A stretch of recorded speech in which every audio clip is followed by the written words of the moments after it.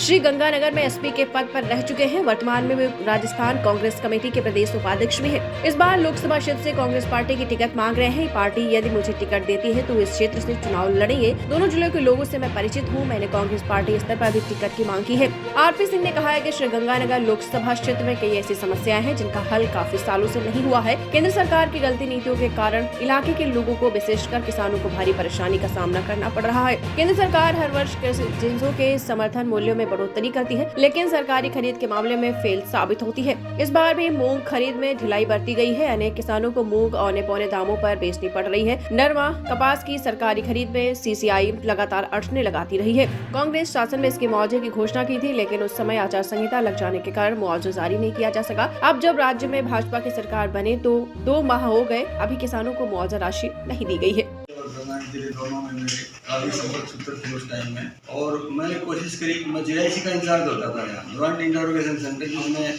Army, BSF, police और Punjab police भी होती थी बॉर्डरिंग की। मैं जेआईसी का इंचार्ज होता था, तो सब आते थे यहाँ इंटरोगेशन में। उससे मेरा बीएसएफ से, आर्मी से, पंजाब पुलिस से, इनसे मेरा संपर्क रहता था। तो मैंने कोशिश करी थी कि मैं न्याय दिलाऊँ, और गुरुवार के टाइम में शायद आपको जानकारी होगी कि पुलिस ने बड़ी ज्यादती करी थी और कई बेगुनाहों को भी मतलब सताया था। तो मैं कोशिश करता था कि बेगुनाह नहीं पड़े। इंटरोगेशन में दूध का दूध और पानी के पानी करने की कोशिश करता था।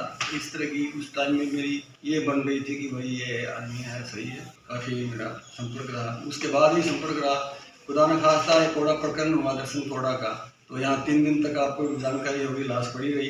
तो राजस्थान सरकार ने देखा किस आदमी को भेजा जाए, तो उसमें सब ने मिलकर सरकार ने मेरा नाम सुझाया, और मैं आपकी सेवा में यहाँ 1.5 साल के करीब यहाँ रहा। उसके बाद में कोई इंसिडेंट हुआ, आपको पता ही है कि मुझे मेरा ट्रांसफ़र हो गया, और बाद में मसूरू एसपी के बाद में मेरा प्रमोशन हुआ और मैं जयपुर चला गया। एसीबी में 2 बार मेरी पोस्टिंग रही, और गंगानगर में मैं 3 बार पोस्टिंग में रहा। अब मैं दावा कर रहा हूँ कि चुनाव लड़ूं, टिकट मिले तो। बाकी टिकट नहीं मिली तो मैं चुनाव नहीं लड़ूंगा, क्योंकि मैं फालतू पंगा लेना नहीं चाहता। कांग्रेस का सिपाही हूँ।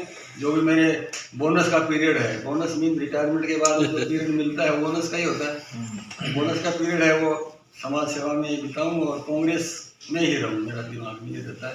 और आप लोगों का आशीर्वाद रहा और शुभकामनाएं रही, तो टिकट भी था। तो आप लोग तो नहीं होंगे, लेकिन कई लोग थे, आप मिलते रहते थे, मेरे स्वभाव में को भी जानते हैं। मैं संजय को जन पंचायत भी करता था यहाँ, सुनता था। तो अभी भी मैं सोचता हूँ कि गंगानगर की समस्याएं हैं वो राष्ट्रीय लेवल पर पेश की जाए और इनका समाधान हो।